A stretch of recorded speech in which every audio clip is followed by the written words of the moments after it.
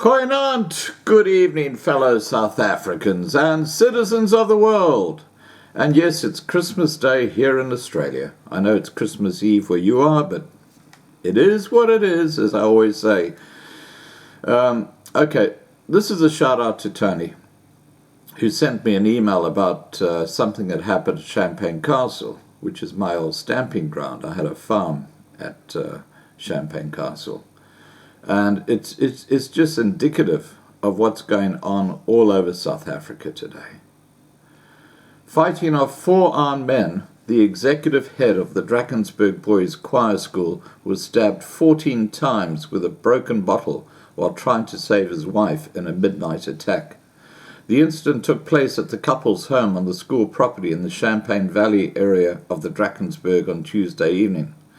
61-year-old Greg Brooks was yesterday said to be in critical but stable condition, while his wife Carmen was treated in hospital and later went to stay with her son.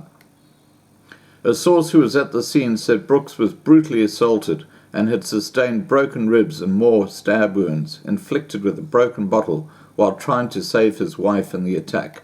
It is believed that 4 armed men, all wearing gloves, gained access to the property with a view of robbing Brooks's, and managed to make off with a VW Polo that has since been recovered, and other items. He fought like a bear to save his wife. The assailant tried to take her with them, and twice he had to fight off to prevent them from taking her. Despite his injuries, he fought on and put up one mother of a fight, said the source. Emergency personnel who were contacted by Carmen about 30 minutes after the assailants had fled responded promptly to the scene and called for advanced life support assistance from Pietermaritzburg. KwaZulu-Natal South African Police Service provincial spokesperson Brigadier J. Nika said it was believed that the couple were watching television when the 4 suspects entered the house and demanded cash. They ransacked the home, took 2 cell phones, a safe with 2 firearms and jewelry that they loaded into Brooks's car.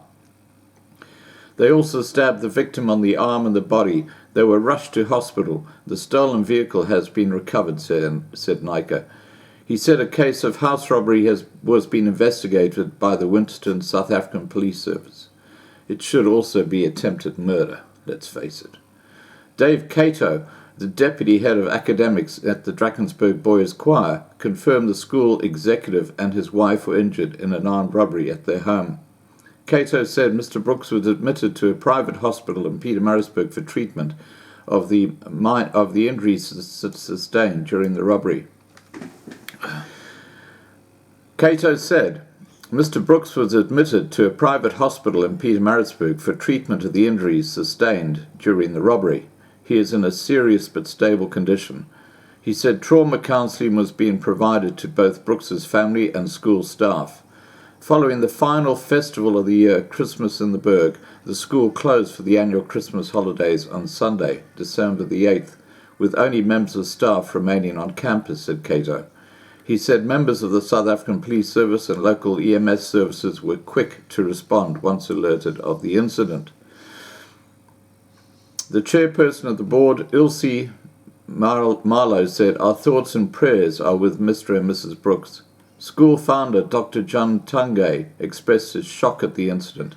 Tungay said the school has been running for 52 years and we have never had any problems whatsoever. For such a brutal incident to happen on the premises is disgusting and quite shocking. We are praying for both Mr. and Mrs. Brooks and available to offer them any assistance if needed. He heaped praise on Greg Brooks, saying he was an excellent headmaster. The school is spotless under his control, and last year took the highest possible marks in one of the adult sections of World Choir Games. Tungay concluded by saying the school is on top of the world at the moment, and for a thing like this to happen is disgraceful. There is just no value or dignity left anywhere anymore. And that kind of sums up my point of view, is that, nowhere is safe in South Africa. Nowhere. For those who live in cloud la land and think that everything is fine, well, it's time to wake up, Jack. Alright guys, please remember to subscribe to be kept informed. Ring the bell for the updates. Please like this video, please share this video, and above all, stay safe.